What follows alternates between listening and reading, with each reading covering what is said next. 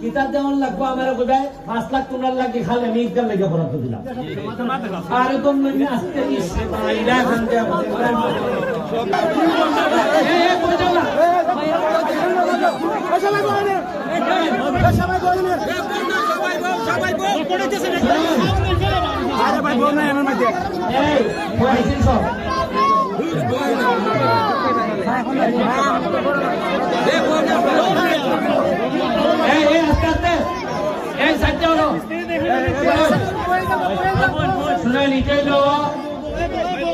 রতনপুর সবচেয়ে বেশি ভোট পাইছি আমি এখানে।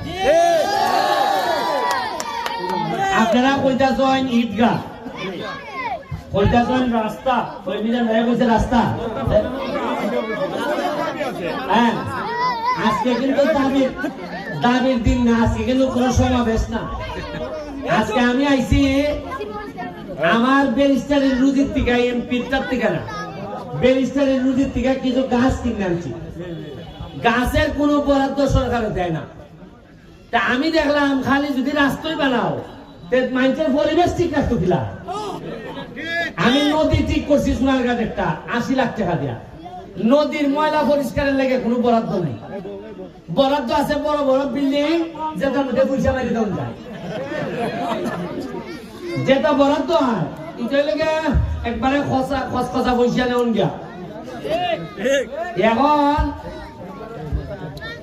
আমার কাছে যেটা আশ্চর্য লাগতেছে যে আপনারা চিন্তা করতে পারতেন না কি পরিমাণ বরাদ্দ হয়। এই যে আমি আইবার সময় গাড়ি উঠিয়া আইবার সময় আমার কাছে চিঠি আইছে, কিটা চিঠি আইছে, আরো 1 কোটি টাকা বরাদ্দ মাধবপুর সোনারঘাট। ইবন তো রাস্তাঘাট করবার লাগিয়া বরাদ্দ দেওয়া হয়েছে 5 বছর আমি খরচ করতাম পারবো 25 কোটি। কত? আর এমনি টিআর কাবিটা বিভিন্ন মন্ত্রণালয়ের মাধ্যমে এখন মাত্র আমি হয়েছি 4.5 মাস। 4.5 মাসে টাকা হয়েছে প্রায় আরো 5 কোটির মতো। কত হয়েছে? আমি সারা দেশে এই কথা হইয়া তুলেছি। এই বাচ্চা মেয়ে সামনে রাখো, বাচ্চা মেয়ে এটা বাচ্চা মেয়ে আবার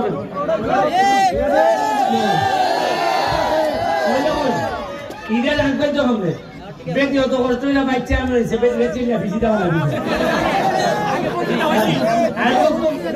বক্তব্য দিলে বেশি থাকতে হবে সামনে। এখন আপনারা বলছেন যে এই ঈদের কথা, ঈদগাহ দেখতে আমার খুবই ভালো লাগছে। ঈদগাহ লাগে আপাতত আমি আমার যে বরাদ্দ মুখা পাইছি এটার থেকে আমি 5 লাখ টাকা বরাদ্দ দিতেছি।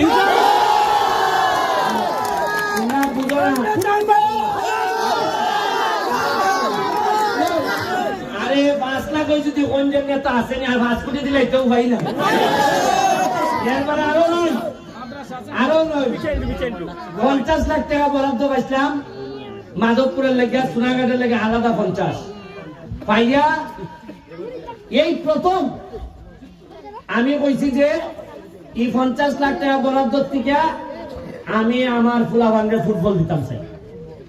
আগে এই সিস্টেমেরও জানতোই না, আমি করছি কিটা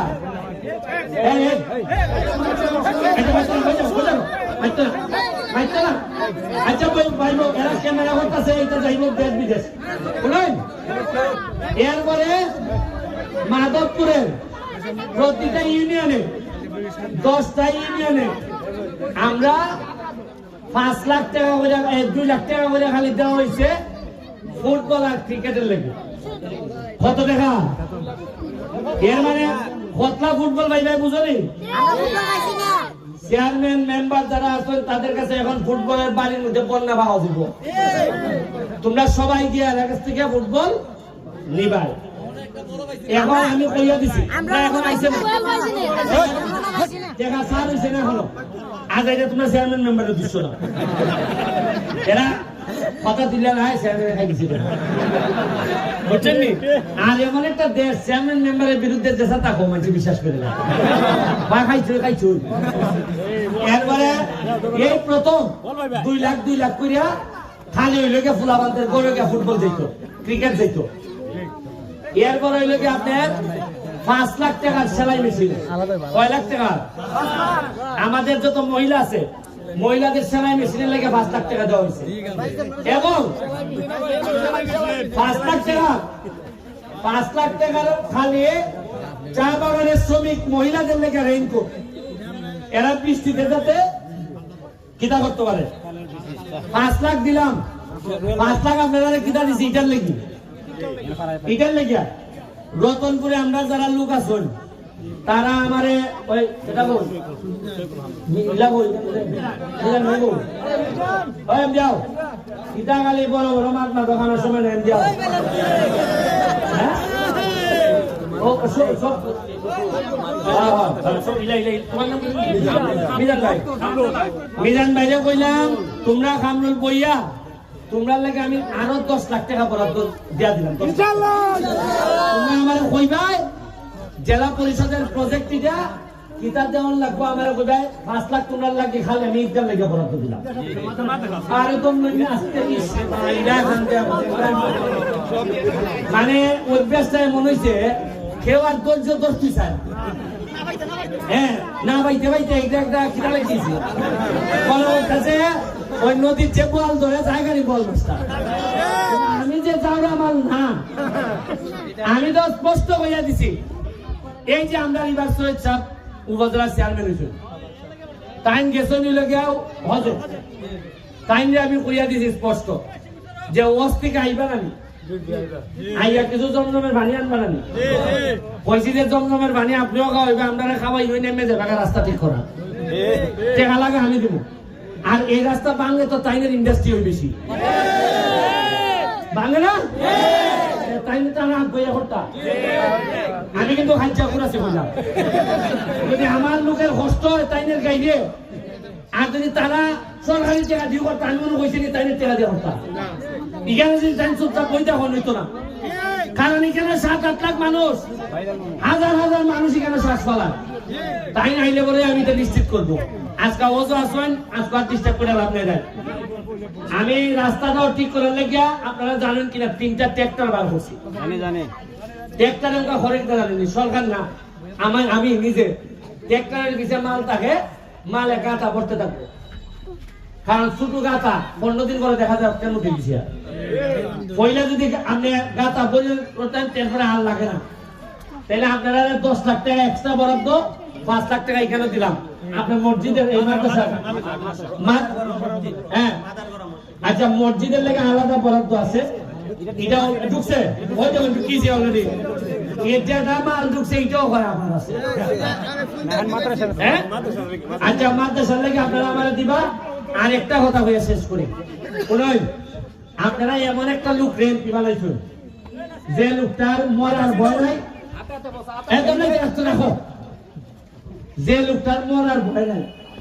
আপনারা এমন একটা লোক এমপি বানাইছেন যে জীবনও চিন্তা করে না যে আগামীবার এমপি দিব। আমার কুস্তায় যায় না কেন জানেননি 1 টাকা যদি আমি দুর্নীতি না করি 1 টাকা খাই না নিজের ইনকামের টাকাই না হাইকোর্টের টাকাই না কেন দেই তাইলে এমপি মেয়ে তো মজা খেয়ে আমি জানি আমার জীবন কিতা হইছে দিনে রাইতে ঘুমাইতাম পারি না মানুষের টাইম নিয়ে হাসতে নিতেছে। আচ্ছা এখন আর মাইতে লাভ নাই খালি 200 উঠছিলাম আমি শেষ হইলে আজান নামাজ শুরু হইবে